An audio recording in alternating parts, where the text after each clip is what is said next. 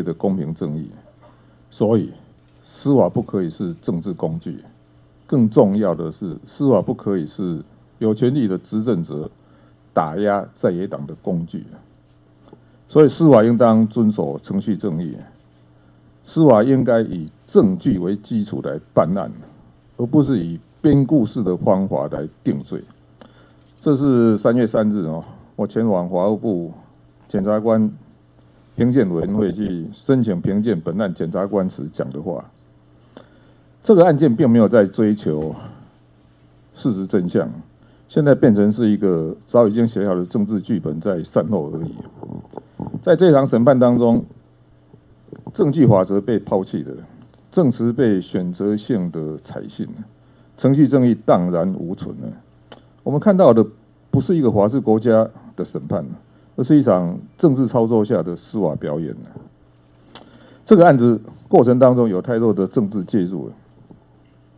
台湾的司法社会信任度本来就不高了。本案的审判长也讲过，台湾的司法很脆弱。我要说的是，老百姓面对国家机器其实更脆弱。经过这个案子以后，台湾的司法更脆弱，台湾司法的社会信任度更低了。1年多以前北检跟廉政署兵分50几路去搜索我家、我的办公室，还有台湾民众党的中央党部等等的。搜索的理由是什么？他们说我们购买商办的钱是沈庆京的汇款。他们说金华城的容积率审议没有法源基础。他们指控我家有不明的财产跟金流。到现在，竟然用捐给台湾民众党的210万，我根本都不知道有这一笔政治现金，判我13年贪污的重刑。这个案子从头到尾都在构陷，你知道？检察官明明知道金华城容积率奖励，它是属于行政裁量权的范围，却故意曲解法令，隐匿有力的证据。他不查证金流，却用不实的内容去向法院申请搜索票，这是骗票搜索。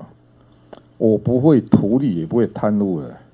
执政当局的司法单位必须先说明，你们当时去搜索我家的理由跟证据是什么。可是他们从来都没有去说明说，他们搜索我家的理由是什么，只是透过各种媒体的放话，未审先判，压人取供，不正讯问，来建构这个虚假的案情，把柯文哲打成贪污犯，把台北市政府的合法程序打成非法。我再讲一遍，我没有图利，也没有贪污，我非常坦荡。到现在为止经过这么多的审讯，到现在为止，没有任何一个公务员说柯文哲有去跟他讲这个容积率要怎么处理，也没有任何一个都市计划委员会里面的委员说柯文哲有去跟他讲过这个容积率要怎么处理。如果我根本都没有参与，我是怎么去图利的？你们动用国家机器调查超过1年了，也没有不法金流啊。面对媒体铺天盖地的这种抹黑造谣，你知道，如果没有被关这1年还真的没有办法证明我的清白。你们就是有抹黑的手法而已啊！那你们查到金流在哪里？这场审判其实最令人痛心的不是我个人受苦了，我担心的是整个公务体系以后更不愿意做事。前都发局局长黄景茂被列为图利罪的共犯。检方起诉求刑7年了，并科罚金1000万。他坚持无罪答辩，因为都发局只有做刑事的审查，真正的审议权是在独立行使职权的都市计划委员会。他没有参与审议，甚至他早就离职了，因为他一半就离开台北市政府去中央任职了。他一再表示自己不认为送研议是违法的，检察官一再威胁。威胁不成就篡改笔录，把黄景茂说我不认为我有违法，改成我知道违法，仍然推进去。北检，你们是伪造笔录啊！因为他不肯合作认罪，今天判他6年徒刑。一位依法行政的局长被威胁，威胁不成就篡改笔录，从不认为违法改成明知违法仍推进，这不是侦查，这是在制造冤狱。李文忠从来没有参加过金华城案，当时他根本就没有在台北市政府，他也没有管过民众党的财务主管，他只是因为味精集团捐了210万政治现金以后，朱雅虎寄了一个简讯给他，就因为这样，他被关了11个月。一个和金华城完全无关的人，是因为他当时是柯文哲选总统时候的竞选团队的财务长，就为了要逼他讲什么话，把他关了11个月。结果今天还是没有办法判他什么罪啊！金华城案跟他完全无关，这不是私华，这是冤狱啊！邵秀佩是大家公认的优秀公务员，他有都市计划的专业。工作认证，他不认为自己提出都市计划法第24条，让金华城透过西部计划去跟都委会申请容积奖励有任何违法的地方。他也认罪了，他说他势力不周，势力不周就有罪吗？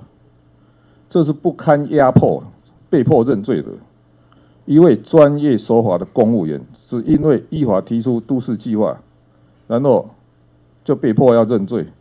这是在摧毁公务员的专业，扭曲行政裁量权。彭振生前副市长作为资深的公务员，他依法召开都委会，主持会议，让所有的人充分发言，讨论出一个可以让地主跟台北市都能接受的共识方案。他说柯文哲没有对他下任何指示，可是检方说有不同的意见就不应该讨论，讨论出共识就叫图利，所以他也认罪了。依法主持会议。形成共识，而且全程是录音录影，还上网公开的。这个会议现在被检方说是图利，那以后行政部门要怎么做事？检方的起诉书前言不对后嘴，起诉以后审理期间还不断的提出补充理由书，给到30份，补充理由书有30次，这表示什么？检察官即使到起诉的时候，手上都还没有足够的证据，没有证据，所以人关起来继续找证据。检察官从扣押的手机的电脑里面找资料，先射箭再画靶，编故事罗织罪名，对被告证人跟他的家属制造不断追杀的恐惧，最后逼死了一个彭振生的太太。检察官为了逼沈庆京，用视察的名义去医院讯问，东窗事发以后，还有北检发假新闻，说那是视察，是视察就不要讯问，是讯问，那你就给我录音录影，然后给律师进来。你们为什么从头到尾都在说谎啊？北检在讯问过程中，只是一直恐吓沈庆京，要抽他的银根，要把他羁押，目的只是要沈庆京咬柯文哲。程序不正义，侦查乱公开，有罪推定，还有这个案子在审讯过程当中，法官几乎从来不问问题的，那你都没有疑问啊？那顺着检方虚构的故事在办案，用虚构的1500万定不了柯文哲的罪，用捐给台湾民众党的210万判我贪污，然后用朱雅虎莫名其妙的认罪来定我的罪。李文忠过去说他是收贿的白手套，结果无罪，但是你们还是把他羁押11个月啊？那羁押11个月是为了什么？这根本就是政治办案。作为独立行使职权的都市计划委员会，如果检察官对他们的审理结果不满意，你们怎么会去羁押一个完全没有参与都市计划委员会审议的柯文哲？你对结果不满意，一个都没有起诉，结果起诉的是柯文哲，这不是很奇怪吗？政治现金案控诉我一大堆的，有查到任何款项流于私用吗？这不是执法，这是政治清算。他们只是要创造一个政治上的罪名。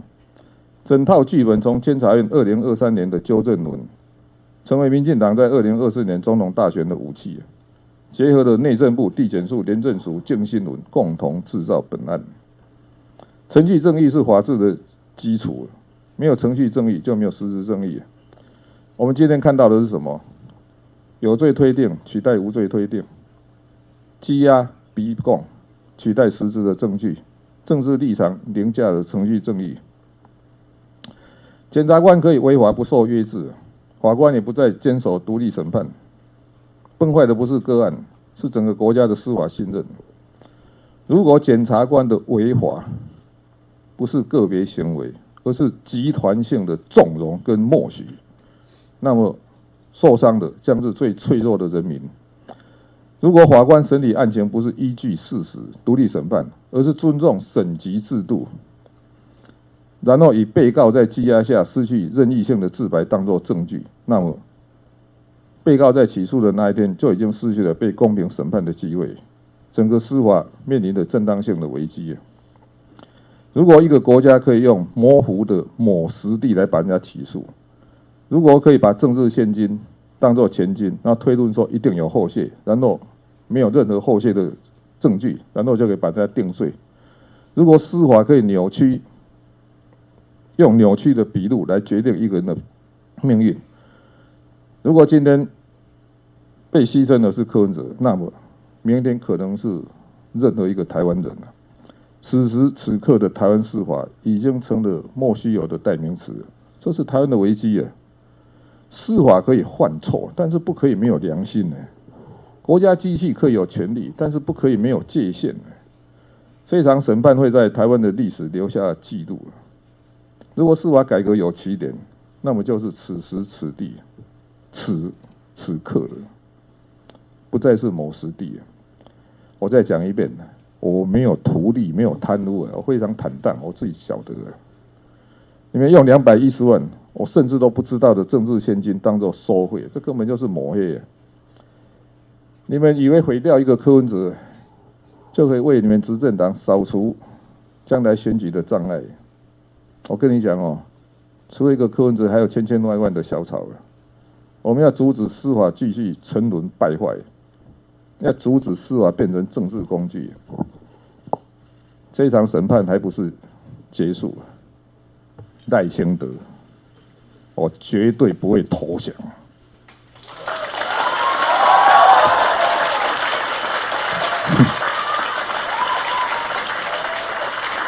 一样，赖清德，我不会屈服的。